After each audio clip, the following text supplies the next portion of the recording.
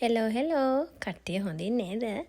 ඔන්න ඉතින් ඔයාලා හැමෝම දන්නවනේ අර ගිය දවස් ටිකේ වයිරල් ගිය ජැපනීස් චීස් කේක් එක. මම ඉතින් ඔක දකින හැම වෙලේම වීඩියෝ හරියට දැක්කා. මට ඔක හදන්න ලොකු ආසාවක් ආවා. ඒක නෙමෙයි හැබැයි මට ඕන ඒක පොඩ්ඩක් වෙනස් කරලා චීස් කේක් රහත් දෙන්න හදන්න. මම ඉතින් ඒකට පාවිච්චි කරපු දේවල් තමයි ඔය තිබ්බේ. මම ඉතින් මේ හවායින් කුකීස්. අපි ඉතින් හදවතින්ම ශ්‍රී ලාංකිකයිනේ. ඉතින් බිස්කොෆ් වෙනකොට මම හවායින් කුකීස් තමයි පාවිච්චි කරේ. අඹ ගෙඩියකුත් ගත්තා, පොඩි අඹ කෑල්ලකුත් දාලා.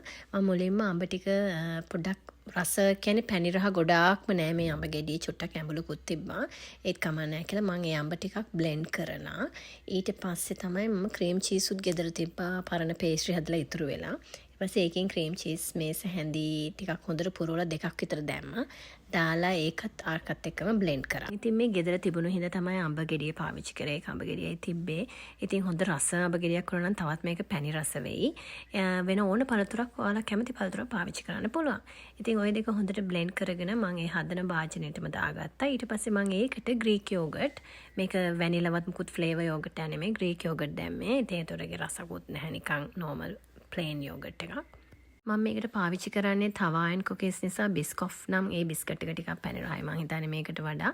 ඒ නිසා මම මේකට හනී මේස හැන්දක් විතරක් දාලා ඒක හොඳට මික්ස් කරා. ඔයගලන්ට ඕනේ නම් තව ටිකක් හනී දාගන්න. මොකද මගේ එකත් එහෙම ලොකුවට පැණි රස නැහැ. ඒකේ අඹ එකත් ලොකු පැණි රහ ගෙඩියක් නෙමෙයි හින්දා පැණි රස නම් අඩුයි මේ ඩෙසර්ට් එකේ මම හදපු. ඊට පස්සේ මම අර හවායින් කුකීස් බිස්කට් ටික අර ඒගොල්ලෝ වයිරල් චීස් කේක් එකේ දානවා වගේ උඩට උඩට ඔය විදිහට පුරව ගත්තා. හොඳට යඩියටම ගෑවෙන්න බිස්කට් එක දාගත්තා. මං ඉතින් මේක මේ විදිහට හදන්න හේතුවේ මං ඒ වයිරල් චීස් කේක් එක දැක්කම මට හිතුණා ඒක ලොකු රසක් ඔය කියන තරම් නැතුව ඇති කියලා. මොකද අපේ ගෙදර කට්ටිය නම් ඒක කණ එකක් නැති වෙයි කියලා මට හිතුණා. ග්‍රීක් යෝගට් ඔය බිස්කට් ඔය කියන්නේ එහෙම ලොකු රහ නෑනේ.